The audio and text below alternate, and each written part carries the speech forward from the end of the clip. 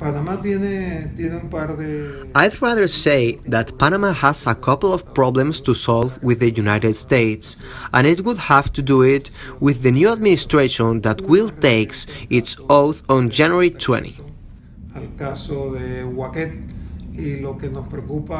One is regarding the clean list, the Wake case, and what concerns many Panamanians. Not only those Panamanians who are lawyers, is that some officials of the OFAC in the United States, which is the Department of the Treasury, have decreed the implementation of the clean list that implies the trade death of a company because it bans that company to buy goods if it's not in cash, and it's a slow but effective death. The bad side, what concerned us, is that by the moment when we are arriving this interview, November 9, we are about to have a year. They have presented no evidence before Panamanian authorities nor Panamanian governments that involves Mr. Wake, to whom I don't know in drug trafficking or money laundering.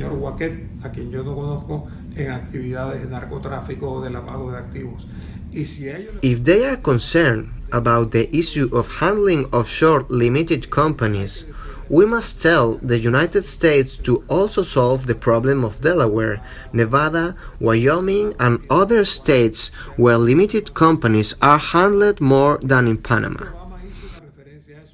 President Obama referred to that, but nothing has been done, because it implies actions for American senators.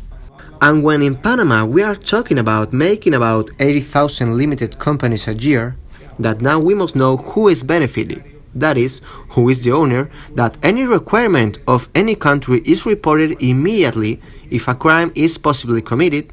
In the United States, the system has not been touched. It's still the same. It has not been modified. Therefore, I can say that the Panamanian system is more transparent and more efficient than the American system. Panama has had good relations with the United States. They have reduced their intensity because when they had here a territory where they act as if they were sovereigns, when they had 14 military bases, when they administrated the canal, the relations were very intense. Now, they have been reduced because Panama already manages its own intermarine resource, handles the administration of the canal, and is developing many things. Because Americans issue tenders, participate in tenders, they win them and lose them. Also, I'd say that they have lost the two most important tenders concerning the canal. They lost the tender to expand the ports and lost the tender to administer the two main ports, Cristobal and Balboa. Thus they feel that their relations with Panama are less important. It's not a primus inter pares, but it's another partner, another friend of Panama. Panama is a good collaborator of the United States in terms of drug. There are impressive amounts of drug seizure, which concerns a lot because one may think, where is the other amount that should be impressive and cannot be caught? Of course, in the United States, there are 34 million consumers that are active.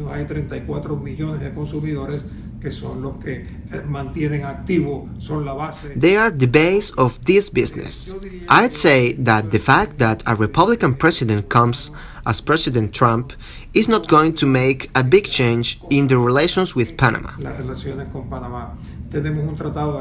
We have a free trade agreement signed during George W. Bush administration, and I think that agreement benefits Panamanians and Americans.